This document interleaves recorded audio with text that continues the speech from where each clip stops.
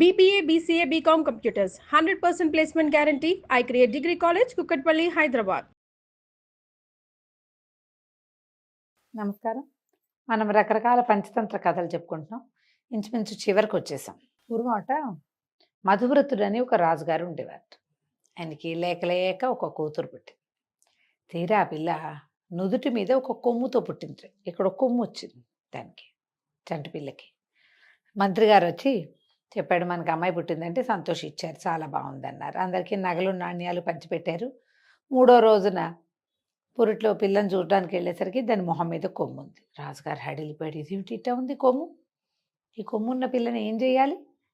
సరే ఏం చేయాలి అని ఆలోచించారు. పిల్లని చంపేద్దామా, ఎక్కడైనా వదిలేద్దామా, ఏం చేద్దాం అంటే మంత్రి గారిని అట్లా తొందరపడద్దండి, మనం ఎవరైనా పురోహితులను అడుగుదాం, ఏం చేయొచ్చో చూద్దాం అని చెప్పి కొంతమంది పురోహితుల్ని పిలిపించాడు. వాళ్ళందరూ అన్నారు, అయ్యో అయ్యో, ఆడపిల్ల మొహం మీద కొమ్ముతో పుడితే ఇంకేముంది, చాలా అనర్థం మహారాజా. ఈ పిల్ల ఉంటే మీకు తండ్రికి ఇబ్బందే, పెళ్ళైతే భర్తకి ఇబ్బందే. ఈ అమ్మాయి వల్ల అమ్మాయి మృత్యువుగా భావించాలి దీన్ని, దీనివల్ల అనర్థాలు జరుగుతాయి. ఇట్టా చెప్పారు.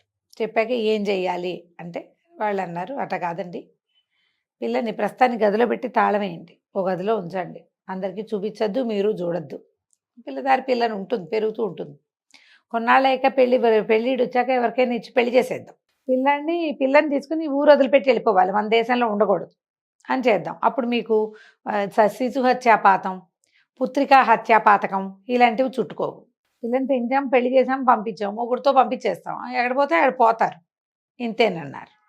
సరే రాజుగారు బాగా ఆలోచించుకుని ఈ పసిగుడ్డుని చంపటం ఎందుకులే, ఎటాగొట్టా పెరుగుతుందని ఓ 2-4 చిలకత్తెల్ని పెట్టి ఒక దాదుల్ని పెట్టి వేరే భవనంలో ఉంచి పెంచడం మొదలుపెట్టారు. పిల్లని గదిలో పెట్టి తలిపేసి ఉంచేవాళ్ళ, పిల్ల ఎప్పుడు బయటకు వచ్చేదే.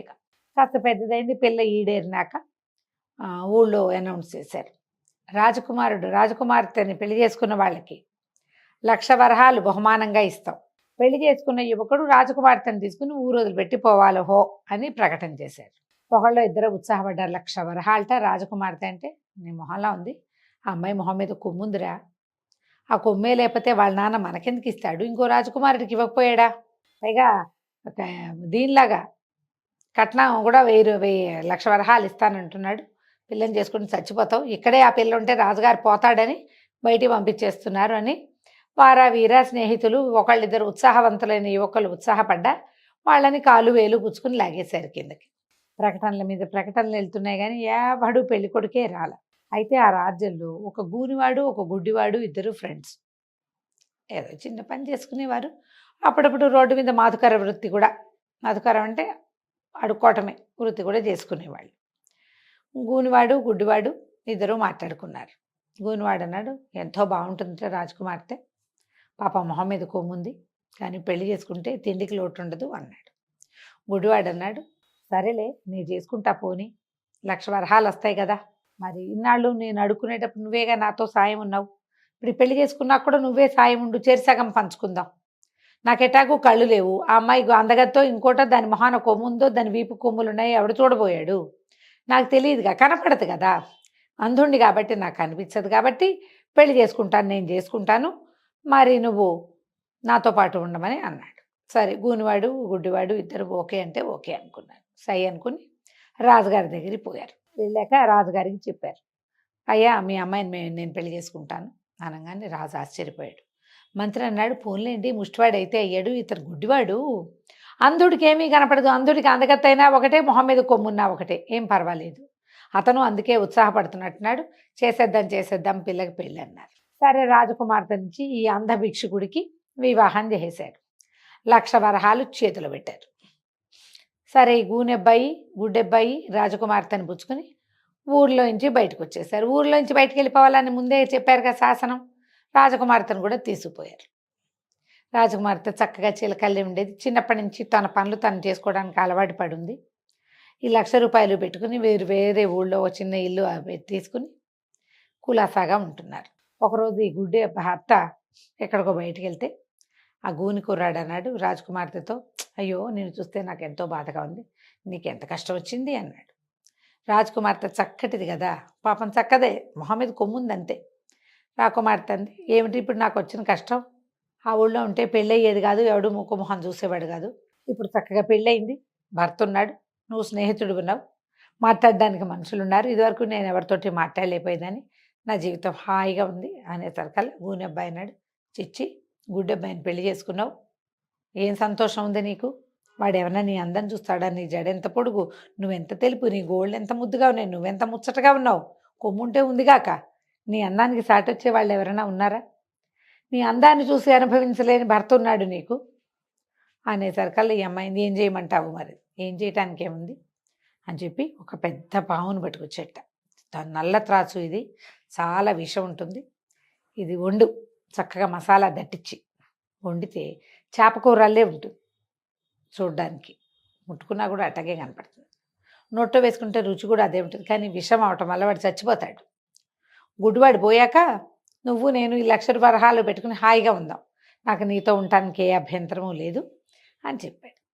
రాజకుమార్తె ముందు వెనక ఆడింది, కాదన్నది, కానీ అతను ఒప్పుకోవాలి. ఆ గూనెబ్బాయి చాలా బలవంత పెడితే సరేనని ఒప్పుకుంది.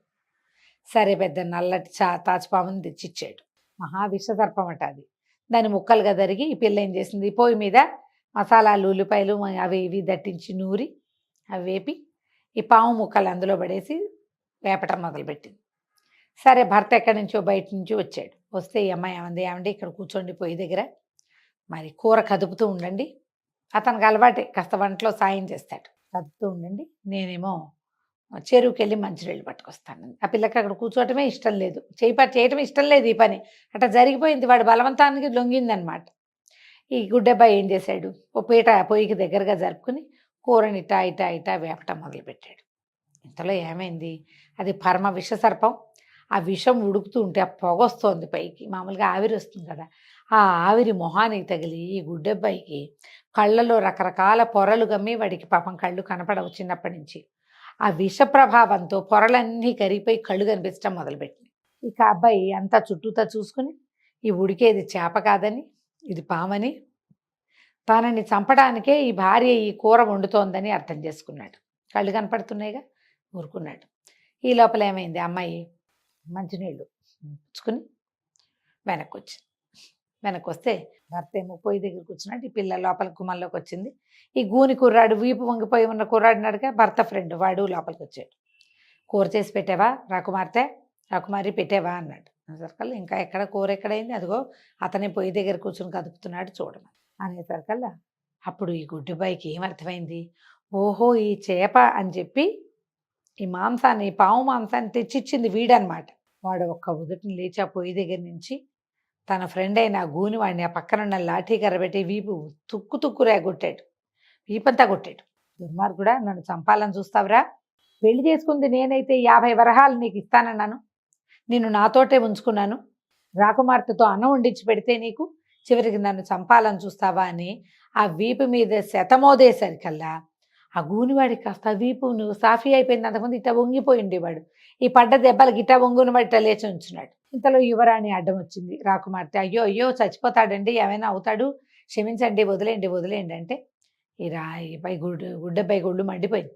నీ వల్లే కదా, వీడు చిన్నప్పటి నుంచి స్నేహితుడు, నాకు నీ మీద ఆస్తోటి నాకు శత్రువు అయిపోయి నన్ను చంపడానికి చూస్తున్నాడు అని చెప్పి ఆ కర్ర పెట్టి అమ్మాయి మొహం మీద కొట్టాడు. కొట్టేసరికల్లా ఈ ముందిట కొమ్ము పెరిగింది కదా, అది పళక్కమని విరిగిపోయింది. కొమ్ము విరిగిపోయింది, కొమ్ము లేదు, ఇంకా మొహం మీద ఊరికే మచ్చల్లే ఉంది అంతే.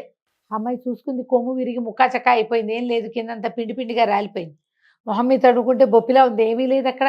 పరిగెత్తుకుంటూ పోయి అద్దం చూసుకుని ఏమంటే కొమ్ము మీద ఎట్ట కుట్టారండి, మీ కళ్ళు కనపడుతున్నాయంటే, ఇదేదో వండుతున్నావు రా మాంసం, ఆ మాంసం ఉడికే వాసనకి నాకు కళ్ళు వచ్చేసినాయి అన్నాడు. అనేసరికి మీకు కళ్ళు రావటమే కాదండి, మీ స్నేహితుడి గూని తగ్గిపోయింది, నా మొహం మీద కొమ్ము కూడా రాలిపోయింది అని అద్దం చూసుకుని భర్తకు చూపించింది. ఇదివరకు కొమ్ము ఉండేది, నువ్వు ముట్టుకునేవాడివి కదా, ఇప్పుడు చూడంటే మొహం నున్నగా ఉంది. గుడ్డివాడు ఆశ్చర్యపోయాడు. ఎవరెవరా ఇలా జరిగిందా అన్నాడు. రాజకుమార్తె పాదాలు పట్టుకుంది భర్తది. నేనేం కావాలని చేయలేదు, ఇతను నాకు అలాంటి ఆలోచన రేపెత్తిచ్చాడు, ఇంకెప్పుడు ఇట్లా చేయను, నీ కళ్ళు వస్తే నువ్వు నా భర్త కళ్ళు ఉంటే నాకు అంతకంటే ఏం కావాలి, ఇంకేం అక్కర్లేదు, ఈ 1,00,000 రూపాయలు పెట్టుకుని మనం హాయిగా ఉందాం, మీ స్నేహితుడు కూడా ఈ ఊళ్ళో గూని కూడా పోయింది కాబట్టి ఈ ఊళ్ళో ఎవరైనా పిల్లని చూసి పెళ్లి చేద్దాం, చేరుకో 50,000 పంచుకుని హాయిగా ఉందాం అని చెప్పి రాకుమార్తె పరిపరి విధాలుగా భర్తని బతిమలాడి కాళ్ళు పుచ్చుకున్నంత పనిచేసి ఒప్పించింది. ఈ లోపల గూని తగ్గిపోయిన గూని కుర్రాడు కూడా స్నేహితుడు కాళ్ళు పట్టుకుని అత్యాశకు పోయి ఈ పని చేశాను, ఇంకెప్పుడు ఇట ఆశపడను, నా వాటా నాకు పంచిచ్చేయి, పెళ్లి చేసుకుని నా జీవితాన్ని నేను బతుకుతానని అన్నాడు. తర్వాత అతనికి పెళ్లి చేశారు. చెరో 50,00,000, 50,000 రూపాయలు, లక్షలు కాదు, ₹1,00,000 కదా ఇచ్చింది. చెరో 50,000 పంచుకుని సుఖంగా కాలక్షేపం చేశారు. తర్వాత రాజుగారికి తెలిసింది వాళ్ళ అమ్మాయికి మొహం మీద కొమ్ము పోయిందని, అల్లుడికి కళ్ళొచ్చాయని. తర్వాత కాలంలో వీళ్ళకి పిల్లలు పుట్టే కాలం నాటికి రాజుగారు ఈ రాకుమార్తెని, ఆ గుడ్డి కుర్రాడిని, అదే ఆ భర్తని, ఇద్దరిని మళ్ళీ వెనక్కి తీసుకున్నాడు కథ కంచికి మనం ఇంటికి.